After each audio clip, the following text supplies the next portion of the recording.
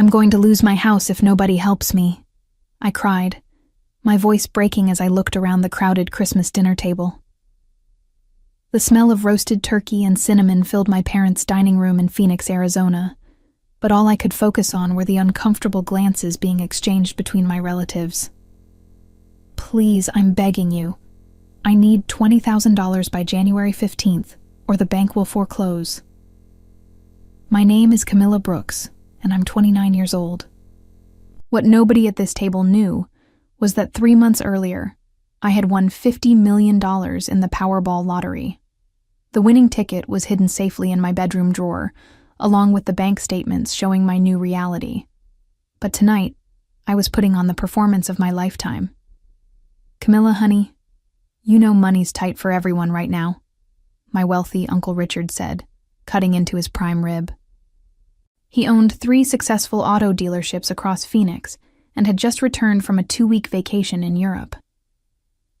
Maybe you should have thought about this before buying that house. I watched as he avoided eye contact, suddenly very interested in his dinner plate. Aunt Patricia, his wife, nodded in agreement while adjusting her new diamond bracelet. That's right, Patricia chimed in, her voice dripping with false sympathy. Helping you would just enable bad behavior. Sometimes people need to learn from their mistakes. I felt a surge of anger, but forced myself to keep playing the desperate relative. This was exactly why I had devised this test 3 weeks ago. After winning the lottery, I had wanted to know who in my family would actually care about my well-being when I needed them most. The results were already revealing more than I had expected. My cousin Tyler, who worked in tech and made 6 figures, suddenly found his phone fascinating. Sorry, Camilla, but I've got my own expenses. You understand. Around the table, I watched as family member after family member found creative ways to avoid offering help. These were people who had attended my college graduation, celebrated my birthday parties, and claimed to love me. Yet when faced with what they believed was a genuine crisis, their true colors were showing. The only person who hadn't spoken was my cousin Elena. She sat quietly in the corner, still wearing her work uniform from her second job at the diner. Elena was a single mother working 2 minimum-wage jobs to support her 8-year-old daughter, Maya. She lived paycheck to paycheck in a small apartment across town, barely scraping by each month. As the conversation moved on to other topics, I caught Elena's eye. She gave me a small, sad smile that said more than any words could. Something told me that if anyone at this table would surprise me, it would be her. Later that evening, as relatives filtered out of my parents' house with full bellies and clear consciences, I sat on the front porch, thinking about the responses I had received. The December air was crisp, and Christmas lights twinkled throughout the neighborhood. My phone buzzed with a text message. Camilla, it's Elena. Can we talk tomorrow? I have an idea that might help. I stared at the message, genuinely surprised. Elena, who struggled to pay her own rent, wanted to help me when my wealthy relatives had all declined. I texted back immediately. Of course, coffee at 10 a.m. at Sunshine Cafe? Perfect. Don't give up hope. The next morning, I arrived at the small cafe early, my mind racing with curiosity. Elena walked in exactly at 10, looking tired but determined. She ordered just black coffee, which I knew meant money was tighter than usual. Camilla, I've been thinking about your situation all night, she began, her voice soft but serious. I know I don't have much, but I want to help you keep your house. I felt my throat tighten with unexpected emotion. Elena, you don't need to. Yes, I do, she interrupted gently. You're family, and family takes care of each other. I have $12,000 saved up. It's Maya's college fund, but she's only 8. I can rebuild it. I stared at her in shock. Elena was offering her daughter's entire college fund to help me.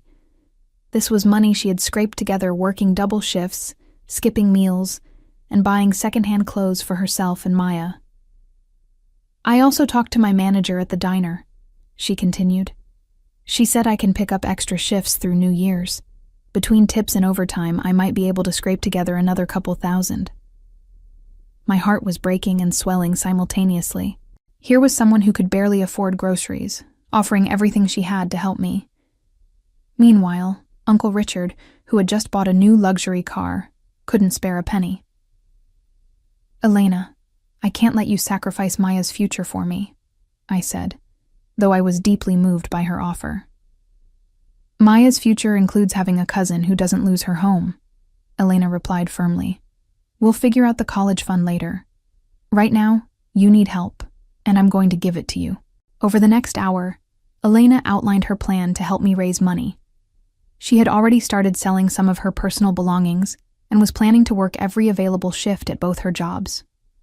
She had even researched local assistance programs that might be able to help. As I listened to her detailed plan to save my fictional financial crisis, I realized I had found something more valuable than $50 million. I had found the one person in my family whose love was unconditional and genuine. That night, I began planning how to reveal the truth and reward Elena's incredible generosity, while ensuring my selfish relatives understood exactly what they had lost. Over the next 2 weeks, Elena threw herself into helping me with a determination that both amazed and humbled me. She picked up every extra shift available at both the diner and the grocery store where she worked part-time. I watched her leave for work at 5 a.m. and return home after 11 p.m., exhausted but refusing to give up. "How's Maya handling you being gone so much?" I asked during one of our coffee meetings. "She understands," Elena said, though I could see the guilt in her eyes. I explained that family helps family, and sometimes that means sacrifices. "She's proud that we're helping you." The depth of Elena's commitment became even clearer when she showed up at my apartment with a box of items she planned to sell. "I found a buyer for my grandmother's ring," she said, pulling out a beautiful vintage piece. "It's worth about $1,500. Combined with what I've saved from extra shifts and the money from my savings account, I'll have almost $10,000 for you by next week." I felt tears welling up in my eyes. This ring was Elena's most precious possession, a family heirloom passed down through 3 generations. She was willing to sell it to help me keep a house I wasn't actually going to lose. Meanwhile, the silence from my wealthy relatives was deafening. Uncle Richard had posted photos on social media from the expensive steakhouse dinner. Aunt Patricia shared pictures of her latest shopping spree. Cousin Tyler posted about his weekend ski trip to Colorado. Not one of them had reached out to check on my supposed financial crisis or offer any assistance. My parents, who lived comfortably on my father's retirement from his accounting firm, had offered sympathy, but no financial help. "We're living on a fixed income now," my mother had explained, though I knew they had substantial savings. The contrast was stark and heartbreaking. Elena, who had to choose between buying groceries and paying for gas, was moving heaven and earth to help me. My wealthy relatives, who could have easily spared $20,000 without impacting their lifestyles, had dismissed my crisis without a second thought. The breaking point came when Elena called me on New Year's Eve, exhausted from working a double shift. "Camilla, I have good news," she said, her voice hoarse with fatigue. "I managed to get the money together. $14,000. I know it's not the full $20,000 you need, but it's a start. We can figure out the rest." As I hung up the phone, I realized it was time to end this charade. Elena had proven beyond any doubt that she possessed the kind of character money couldn't buy. Tomorrow, I would call a family meeting and reveal the truth. It was time for everyone to learn who had passed the test and who had failed spectacularly. The lottery ticket in my drawer wasn't just worth $50 million anymore. It had become the key to revealing the true value of family loyalty and unconditional love. On January 2nd, I sent a group text to all the relatives who had been at Christmas dinner, plus a few others I wanted to include. "Family meeting at my parents' house tomorrow at 2 p.m. I have important news about my financial situation.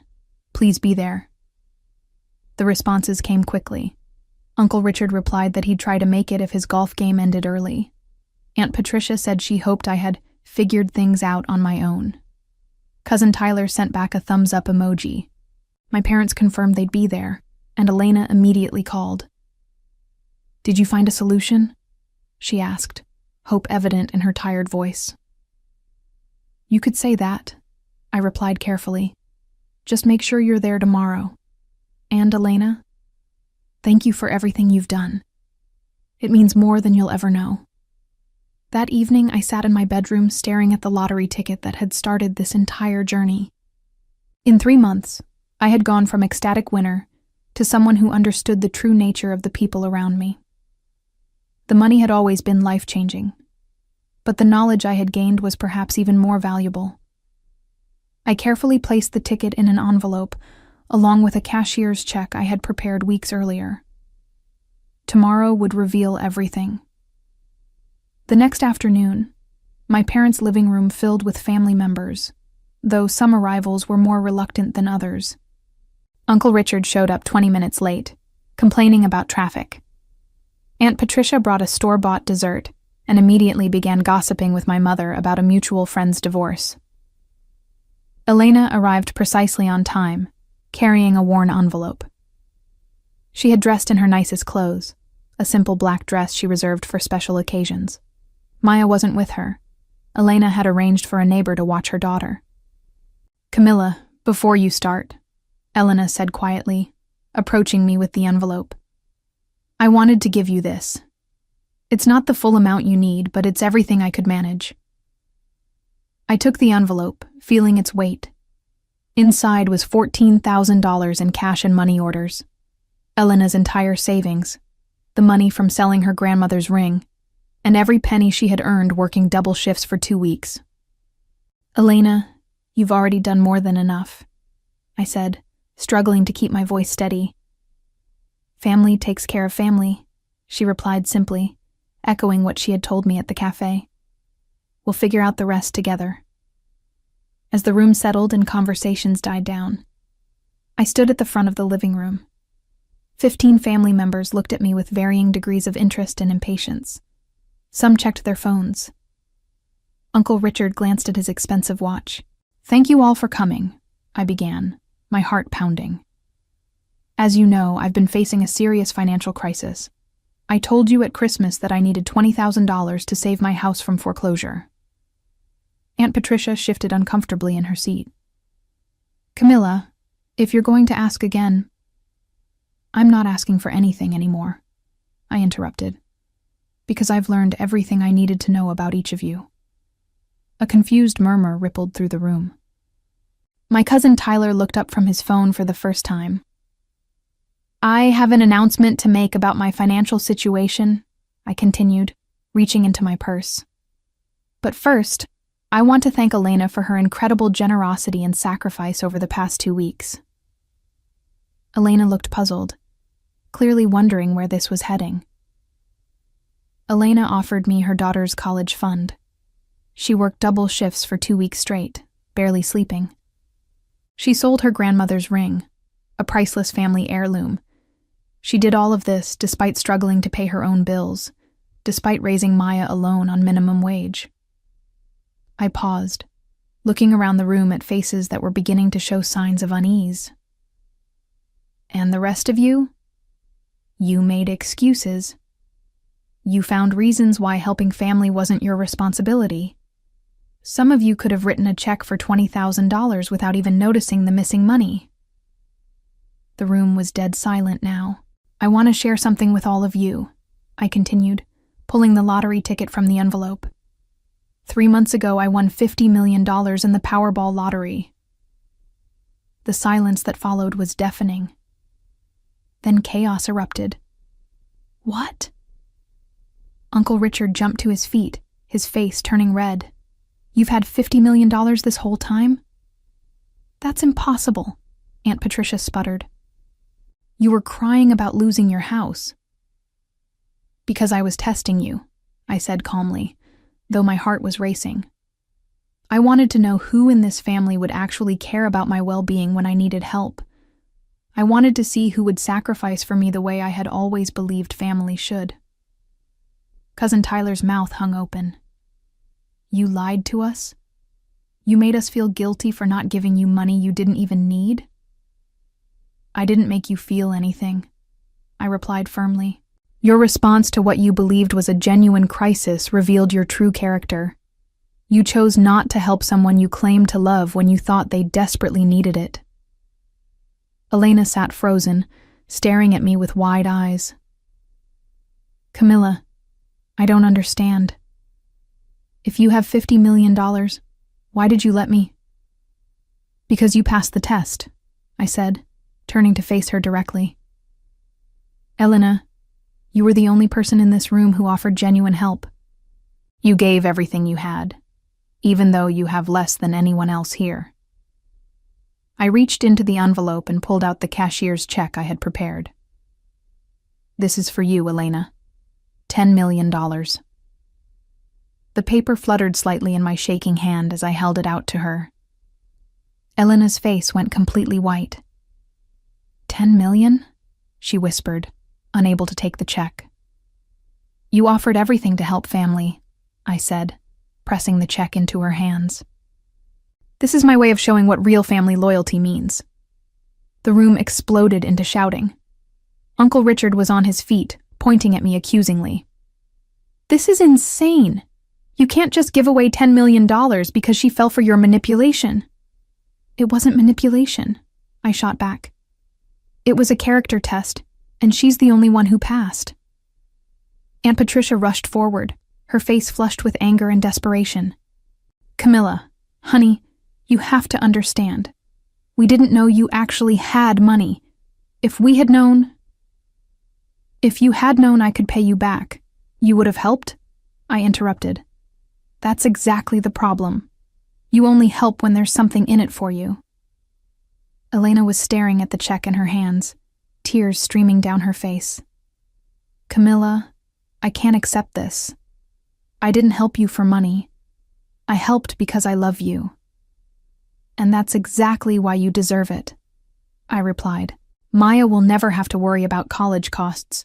You'll never have to work 2 jobs again. You can pursue that nursing degree you've always dreamed about. The rest of the family was in various states of shock and outrage. Uncle Richard began pacing, muttering about lawyers and mental competency. Aunt Patricia was crying, begging me to reconsider. Tyler kept shaking his head, saying, "This can't be real," over and over. My parents sat quietly, absorbing what had just happened. My mother finally spoke. Camilla, this seems rather extreme.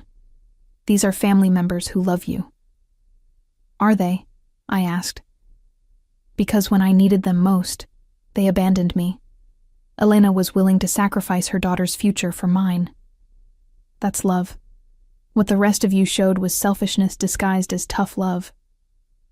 Uncle Richard's pacing grew more agitated as the reality of the situation sank in. You can't be serious about this, he said, his voice rising. I'm your uncle. I helped raise you. One mistake doesn't erase years of family history. One mistake? I turned to face him directly. You told me I made my bed and should lie in it. You said helping me would enable bad behavior. You sat at that Christmas table, fresh from a European vacation, and told your supposedly struggling niece that money was tight.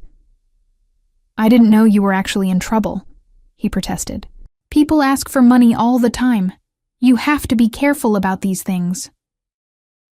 But I wasn't just people, I replied coldly. I was your niece, crying and begging for help to keep my home. The fact that you could dismiss that so easily tells me everything I need to know about your character. Aunt Patricia tried a different approach, suddenly switching to a sweet, pleading tone.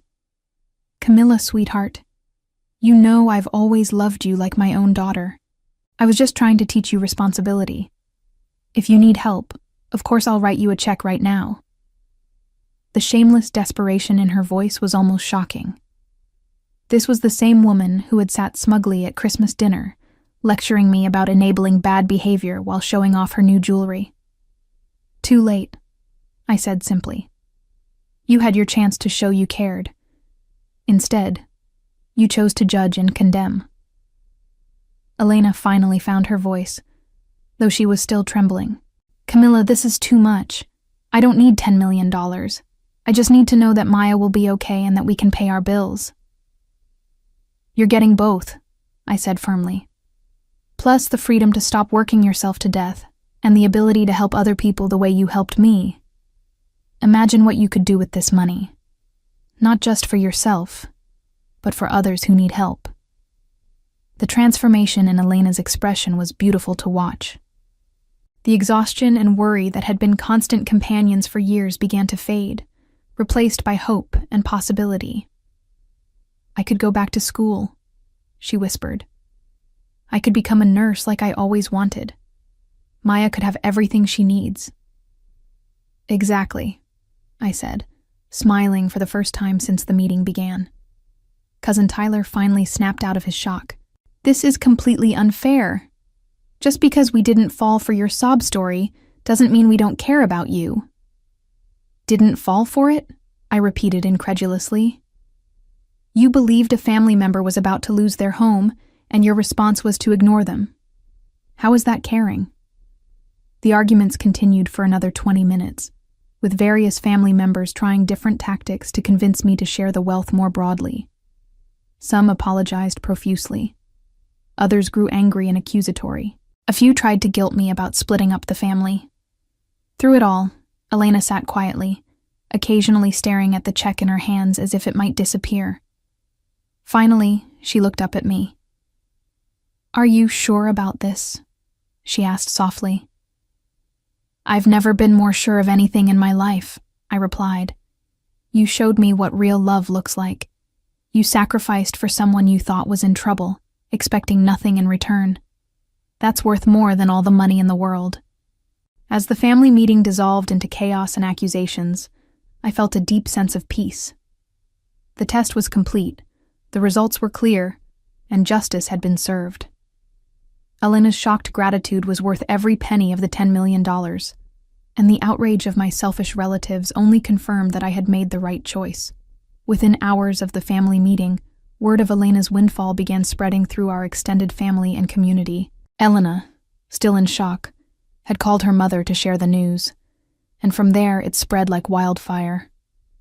By evening, my phone was buzzing constantly with calls and texts from relatives who hadn't even been at the meeting. The immediate aftermath was swift and merciless. Uncle Richard's wife, Patricia, posted a bitter rant on social media about family members who manipulate and divide, before quickly deleting it when people began asking questions. But screenshots had already been taken and shared. Elena's transformation was immediate and profound. She quit both her exhausting jobs that very week, giving proper notice but clearly relieved to finally escape the cycle of endless work and financial stress. Her first purchase wasn't anything extravagant. It was a reliable car to replace the aging vehicle that had left her stranded multiple times. I keep thinking I'm going to wake up and this will all be a dream, Elena told me when we met for coffee a few days later. She looked different. The constant worry lines around her eyes had softened, and she carried herself with a confidence I had never seen before. It's real, I assured her. You earned every penny of it. The contrast between Elena's quiet gratitude and my other relatives' increasingly desperate attempts to contact me was stark.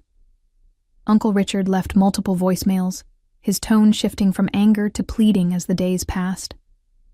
Aunt Patricia sent a lengthy email detailing all the ways she had always been there for me, conveniently forgetting her harsh words at Christmas dinner. But the most telling response came from Cousin Tyler, who showed up unannounced at my apartment 3 days after the meeting. His usual cocky demeanor was replaced by barely contained panic. "Camilla, we need to talk," he said, pushing past me into my living room. "This whole lottery thing has gotten out of hand. People are talking, and it's making the whole family look bad." I almost laughed at his audacity. The family is making itself look bad. I just revealed what was already there. The long-term consequences of my revelation began unfolding over the following weeks, with a precision that even I hadn't anticipated. The story of Elena's generosity and the family's callousness spread throughout our tight-knit Phoenix community, where everyone seemed to know everyone else. Uncle Richard's auto dealerships began feeling the impact first. Customers who heard the story started taking their business elsewhere, uncomfortable with patronizing someone who would abandon family in crisis. His longtime partner, Mr. Patterson, quietly ended their business relationship after his own daughter confronted him about associating with someone so heartless. People don't want to do business with someone they can't trust to do right by their own family, Patterson explained to mutual friends, and the sentiment echoed throughout their professional circles.